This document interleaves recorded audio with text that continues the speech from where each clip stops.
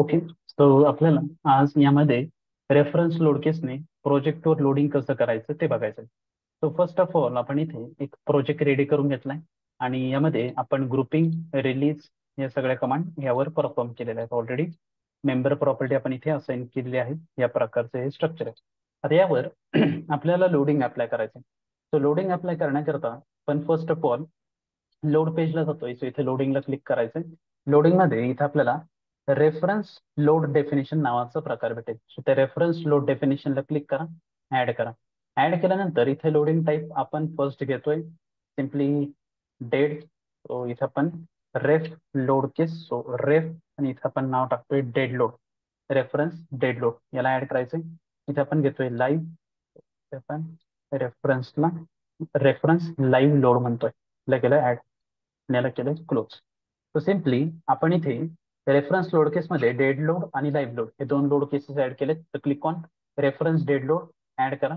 Add केल्यानंतर यामध्ये first of all आपल्याला सेल्फ फिट घ्यायचं आहे. आता इथे +1 आहे, तर इथे -1 आहे. तर -1च्या ऐवजी मी इथे +1 घेतोय, +1 वाय डायरेक्शन. ओके. तर फक्त आपण लोडिंग घेणार आहे आणि पूर्णच्या पूर्ण पॉझिटिव्ह लोडिंग घेतोय. ओके. इरिस्पेक्टिव्ह ऑफ ऍक्सिस आपल्याला याचा सध्या तरी काहीही विचार करायचा नाहीये, पॉझिटिव्ह लोडिंग घ्यायचं. तर आपण हे लोडिंग घेतलंय +1, याला इथे करतोय आपण ऍड. त्यानंतर मेंबर लोड. तो मेंबर लोड आहे एक्सटर्नल वॉलचा 13.8, इंटरनल वॉलचा -9, then balcony -3, then parapet wall -4.6, then again staircase -6. Sorry, इथे मायनस घ्यायचं नव्हतं आपल्याला, मायनस घ्यायचं पण ठीक आहे, चला थोडं मायनस तर मायनस घेऊ, काही हरकत नाहीये. किंवा नंतर आपण याला चेंज करून घेऊ. तो W1 इथे आपण घेतोय, तो म्हणजे स्टेअरकेसचा लोडिंग. तो स्टेअरकेसचा लोडिंग हे -6.9, आपण याला 6.9 घेणार आहे, ऍड करतोय. त्यानंतर 13.8 स्टेअरकेसचा 3 मीटरचा वॉल लोड ऍड केलाय. त्यानंतर स्टेअरकेसमध्ये डेड लोड, सो तो येतोय 10 किलोन्यूटन पर मीटर. स्टेअरकेसचा बोथ लँडिंग बोथ फ्लाईट करताचा लोड. त्यानंतर 5 किलोन्यूटन पर मीटर. त्यामध्ये स्टेअरकेसच्या एकाच फ्लाईटचा लोड आहे, तो आपण इथे घेतलाय. तर हे लोडिंग आपण इथे ऍड केलंय. देन अगेन इथे आपल्याला फ्लोअर लोडला जायचंय. इथे आपण ग्रुपिंग करून ठेवले ऑलरेडी. तो फ्लोअर लोड मध्ये इथे आपण लोडिंग घेतोय 4.25 प्लस घेतोय आपण 2 वे ग्लोबल वाय डायरेक्शनला. इथे आपण ऍड करतोय 1 वे. इथे आपण 1 वे डिस्ट्रीब्युशन घेणार आहे, पॉझिटिव्ह साईनच आहे, ऍड केलंय. तर हे झाले ते लोड. याला आपण इथे क्लोज करूया. आता जे काही लोडिंग आपण घेतलंय त्यांचा जो काही निगेटिव्ह साईन आहे तो आपण इथे काढून टाकतो. निगेटिव्ह साईन घ्यायचा नाही आपल्याला. सगळे जे काही लोड्स आहेत आपण प्रिव्हियसली पण डिस्कस केलं, तर पॉझिटिव्ह मध्येच हवं. Performance change close. तर हे झाले ती लोडिंग सेट. ओके. आता ही लोडिंग झाल्यानंतर आपल्याला ही लोडिंग अप्लाय करायची. तर self weight assign to view, then assign yes केलं. तर हे सेल्फ वेट आपलं असाइन झालंय 13.8. सो आपण इथे सिलेक्टला जातोय. सिलेक्ट मध्ये बाय ग्रुप आणि ग्रुपमध्ये इथे वॉलचा लोड आहे. तर इथे आपण 13.8चा घेतोय आणि वॉल सिलेक्ट केला. तर माझ्या मते इंटरनल आणि एक्सटर्नल वॉल दोन्ही ठिकाणी याच्यामध्ये सेमच आहे, तर सेमच लोड जाणार आहे. तो आहे 9 किलोन्यूटन पर मीटरचा. Assign to selected beam, assign yes झालंय, हा झालाय सेट. 13.8 याची काही गरज नाही, याला आपण डिलीट करून टाकूया. 3 किलोन्यूटन बाल्कनीचा आहे, सो 3 किलोन्यूटन बाल्कनी ग्रुप, वॉलचा ग्रुप अनचेक करूया. Assign to selected beam assign करून घेतलाय. त्यानंतर 4.6 हा आपला बेसिकली पॅरापेट वॉलचा लोड आहे. So PP wall parapet wall 4.6 sign to selected beam assign करून घेतलं. त्यानंतर 6.9 स्टेअर स्टार्ट अँड स्टेअर स्टार्टच आहे, किंवा स्टेअर स्टार्ट म्हणण्यापेक्षा आपण इथे टॉपला जातोय. आता इथे हा जो काही स्टेअरकेसचा डक्ट आहे त्याला व्ह्यू सिलेक्टेड ऑब्जेक्ट म्हटलं आणि आयसोमेट्रिक व्ह्यू मध्ये घेतोय. तिथे स्टेअरकेसचा जो काही हा सेक्शन आहे यावर 6.9चा लोड असाइन करायचा, असाइन करा. त्यानंतर इथे जे काही वॉल्स बीम्स आहेत त्याच्यावर 13.8चा लोड येतोय. तो 13.8 assign to selected beam assign yes. तर जसे काही आपली लोडिंग असेल त्याप्रमाणे लोडिंग आपल्याला अप्लाय करायची आहे, फक्त पॉझिटिव्ह डायरेक्शनला अप्लाय करायची. स्टेअर केस मिड आणि स्टेअर केस स्टार्ट एंड. तो स्टेअर स्टार्ट एंडला कुठला लोड येतोय 5 किलोन्यूटन. तो stair start stair mid, stair start, stair mid something. So stair start आहे. सो आपला स्टेअर स्टार्ट इथे घ्यायचं. तिथे स्टेअर स्टार्ट आहे, स्टेअर एंड आहे. 5 kN लोड याच्यावर आपल्याला अप्लाय करायचं. अप्लाय प्रेस केलंय. आणि याचमध्ये काही मिड लँडिंगची बीम आहे, त्यावर 10 kN/m लोड त्याला अप्लाय करायचा आहे.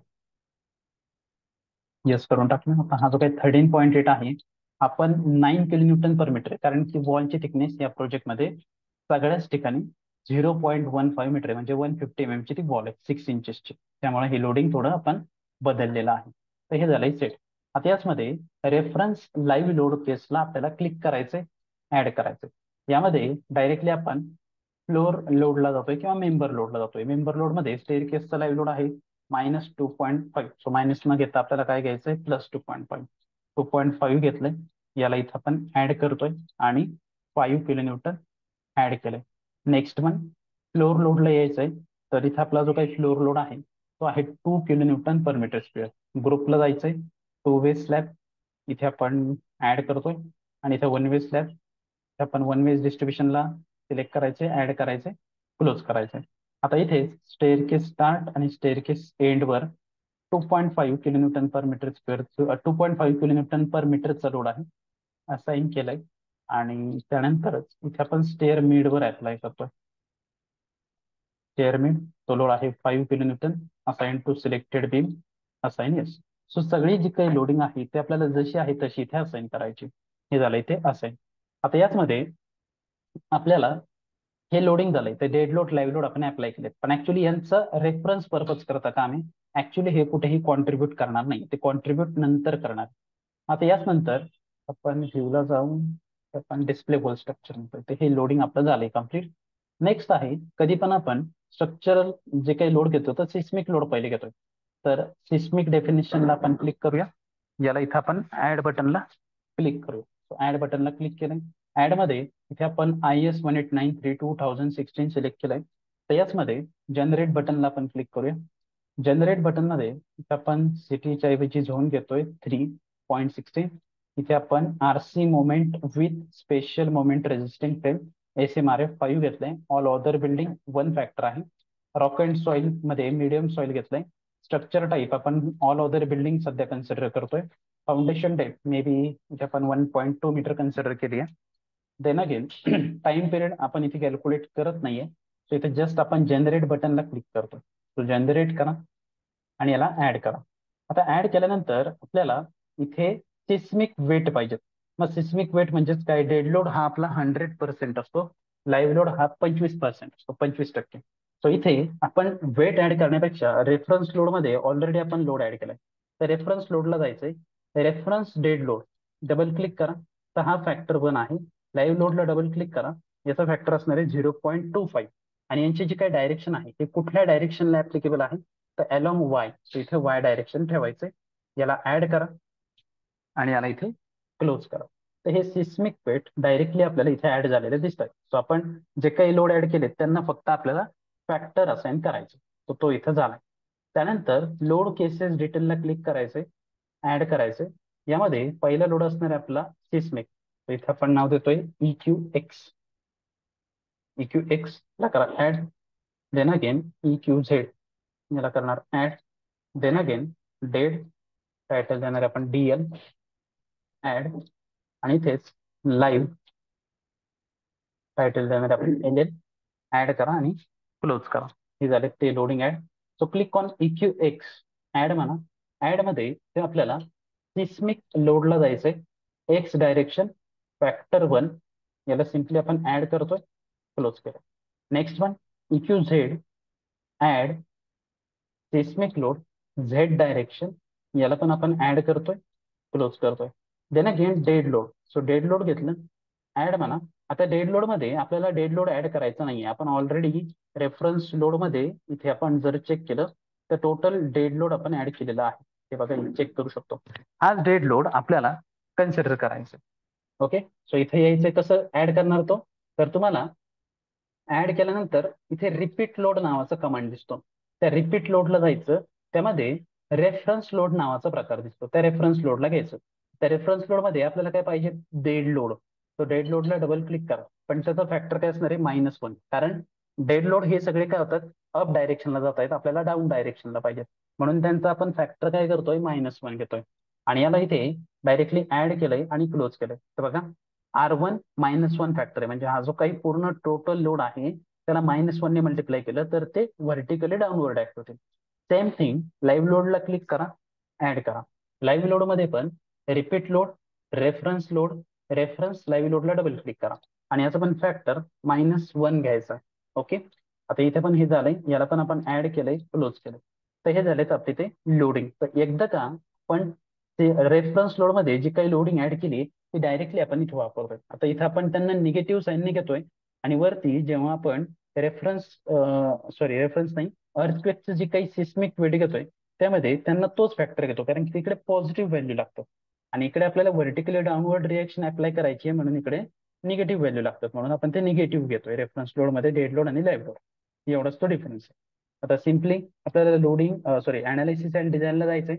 Run analysis. सो फर्स्ट आपण अनालिसिस कमांडला ऍड करून घेऊया, क्लोज केलाय आणि याचमध्ये रन अनालिसिस बटनला क्लिक करा, सेव्ह करा. Okay, go to post processing mode, done, apply, okay. तर हे झाल्यानंतर आपण जर इथे चेक केलं समथिंग EQX, तर EQX मध्ये लोडिंग डायग्राम आपण असे पाहू शकतो. तर हे लोडिंग डायग्राम आहे आणि इथे जर आपण स्टॅड आउटपुटला जर क्लिक केलं तर स्टॅड आउटपुट मध्ये इथे आपण ते चेक करून घेऊ शकतो. तर बघा, हा त्याचा पूर्ण VB फायनल दिसतोय.